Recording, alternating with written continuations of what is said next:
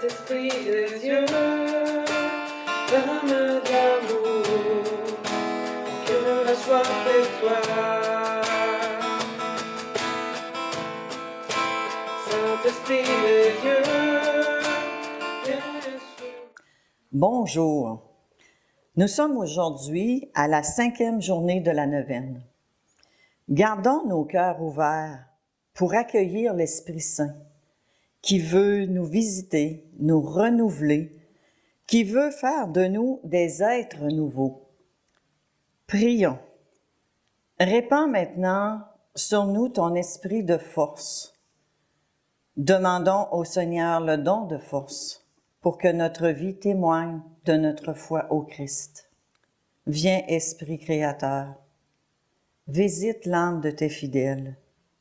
Emplis de la grâce d'en haut les cœurs que tu as créés.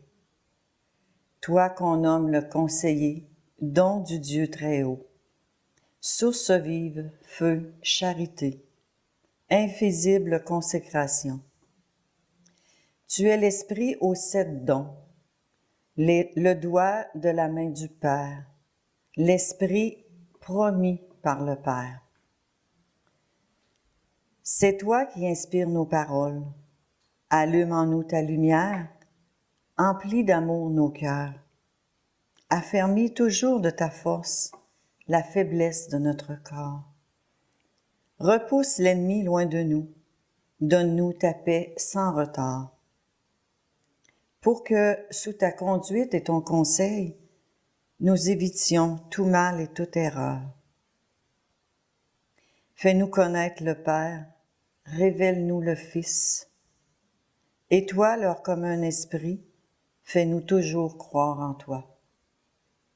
Gloire soit à Dieu le Père, au Fils ressuscité des morts, à l'Esprit Saint consolateur, maintenant et dans tous les siècles. Amen.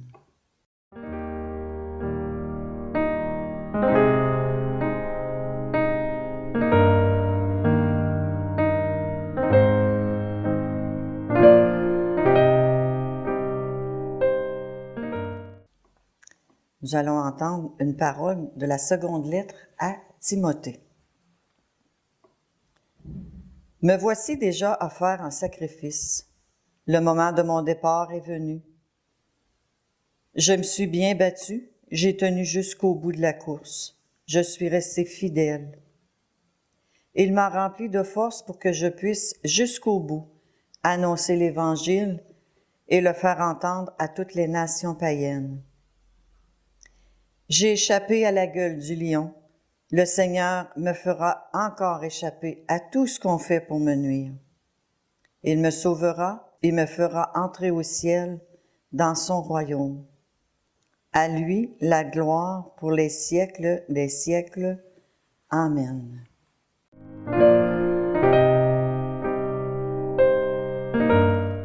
Le don de force. Qu'est-ce que le don de force? Le don de force est un antidote à la paresse et au découragement. Aujourd'hui, pensons à ce que fait le Seigneur. Il vient toujours nous soutenir dans notre faiblesse et il le fait par un don spécial, le don de force. Nous devons être forts tous les jours de notre vie et nous avons besoin de cette force pour mener notre vie, notre famille, pour vivre notre foi. Elle donne la persévérance dans l'épreuve, le courage du témoignage. Chers amis, nous pouvons parfois être tentés de nous laisser prendre par la paresse ou pire, par le découragement, surtout face aux fatigues et aux épreuves de la vie. Dans ces cas-là, ne perdons pas courage, mais invoquons l'Esprit Saint pour qu'avec le don de force, il puisse soulager notre cœur et communiquer à notre vie, à la suite de Jésus, une force, un enthousiasme nouveau. C'est le pape François qui nous dit ça. Chers garçons, filles, cela, vous ne pourriez le réaliser à vous seuls. Quel malheur si vous comptiez uniquement sur vos propres forces. Personne ne saurait être un authentique disciple du Christ s'il voulait l'être tout seul. De sa propre initiative et avec ses propres forces, c'est impossible. On ne réussirait qu'à présenter une caricature du vrai chrétien. Tout comme on ne saurait devenir humainement adulte sans qu'il y ait un nouvel et décisif apport de la nature. Il en est de même pour le chrétien sur un autre plan. Mais avec la confirmation, vous serez doté d'une manière toute spéciale des dons de l'Esprit Saint qui précisément, comme le vent dont son nom dérive, vivifie, pousse, rafraîchit. Il est de notre force secrète, pour ainsi dire, la réserve inépuisable et l'énergie propulsive de notre manière de penser et d'agir en chrétien. Il vous donne courage comme aux apôtres dans le Cénacle à la Pentecôte. Il vous fait comprendre la vérité et la beauté des paroles de Jésus. Il vous donne la vie, comme l'exprime si bien l'apôtre Paul. Et pour terminer, c'est ton esprit qui nous conduit, Seigneur. C'est toi qui prends soin de nous. Montre-nous ta miséricorde.